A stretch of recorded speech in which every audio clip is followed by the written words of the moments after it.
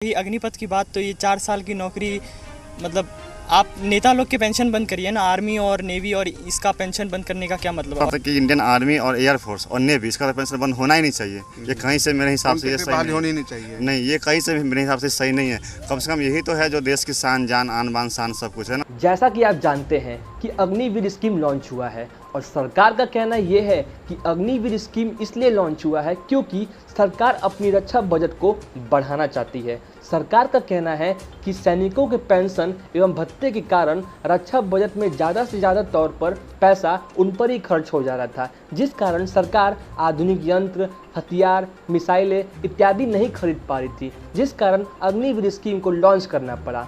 लेकिन क्या सिर्फ हमारे देश के सैनिक ही इसका जिम्मेदार हैं? सिर्फ अग्निवीर ही क्यों ऐसा करें? कहाँ गए सदनवीर? अगर मोदी सरकार को ऐसा करना था तो सदन वीरों के साथ भी करते हैं। हमारे देश के पूर्व विधायक, पूर्व एमएलए, पूर्व सांसद के साथ भी ऐसा करते हैं, उनके पेंशन को भी बंद करते हैं, तब मानते कि हाँ सरकार एक अच्छी सोच पे चल रही है। आपको बता दें कि हमारे देश के करोड़पति नेता एवं सांसद को पेंशन एवं भत्ते का व्यवस्था आज भी मौजूद है, लेकिन हमारे देश के सैनिकों का ये सुविधा अब खत्म कर दी गई है अग्निवीर स्कीम के तहत। आप ये जानकर हैरान होंगे कि हमारे देश में हर साल करीब 1000 करोड़ रुपया या कहे तो उससे भी ज़्यादा खर्च होता है सिर्फ पूर्व विधायक एवं सांसदों को पेंशन एवं भत्ते देने में। आप स्क्रीन पर 2 वीडियो देख रहे होंगे। एक तरफ हमारे वीर जवान हैं जो अपने देश के लिए हमेशा जान देने के लिए तैयार रहते हैं, लेकिन वो ऐसा क्यों करते हैं पता है? क्योंकि वो निश्चिंत रहते हैं अपने परिवार के लिए, वो निश्चिंत रहते हैं अपने आने वाले कल के लिए, क्योंकि पहले के नियम के अनुसार उनको ऐसी सुविधा मिलती थी, उनको ऐसी व्यवस्था मिलती थी, जिस कारण वो अपने देश के लिए अपना जान देना भी कम समझते थे। लेकिन अब अग्निवीर स्कीम के तहत ये सुविधा खत्म कर दी जाएगी। आप स्क्रीन की दूसरी तरफ हमारे देश के नेता जैसे पूर्व सांसद, विधायक इत्यादि को देख रहे होंगे। आपको बता दें, इनको कोई फिक्र नहीं पड़ता है हमारे देश के बारे में, इनको कोई मतलब नहीं है देश के भविष्य के बारे में, देश की रक्षा के बारे में, लेकिन सरकार ने इनकी रक्षा के बारे में कोई समझौता नहीं किया। सरकार इनको आगे भी पेंशन एवं भत्ता देते ही रहेगी, लेकिन हमारे अग्निवीर को ऐसी कोई सुविधा अब सरकार नहीं देगी। आपको बता दें कि लोकसभा में करीब 3580 पूर्व सांसदों को पेंशन दी जाती है। वहीं 268 ऐसे विधायक हैं जिनका निधन होने के बाद उनके परिवार वालों को पेंशन एवं भत्ता दी जाती है। वहीं बात करें राज्यसभा की तो राज्यसभा में करीब 508 पूर्व विधायक को आज पेंशन एवं भत्ता दी जाती है। वहीं 219 पूर्व विधायक जिनकी मृत्यु होने के पश्चात भी उनके परिवार वालों को पेंशन एवं वेतन की सुविधा आज भी उपलब्ध हो रही है।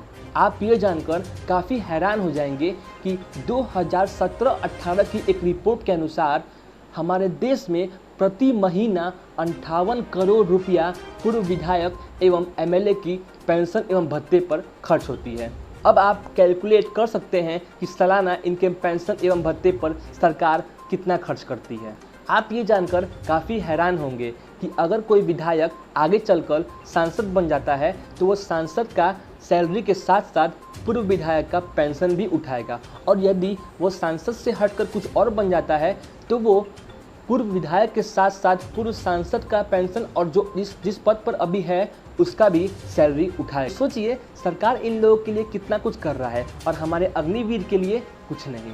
अब मान लीजिए गलती से कोई व्यक्ति विधायक बन जाता है तो प्रति महीना उसको 20,000 का पेंशन मिलेगा, साथ ही साथ 15,000 का मेडिकल भत्ता भी दिया जाएगा। और हैरानी की बात तो ये है, अगर वो 5 साल का कार्यकाल पूरा करके दोबारा विधायक बन जाता है तो 9,600 की बढ़ोतरी हर साल उसको मिलती रहेगी।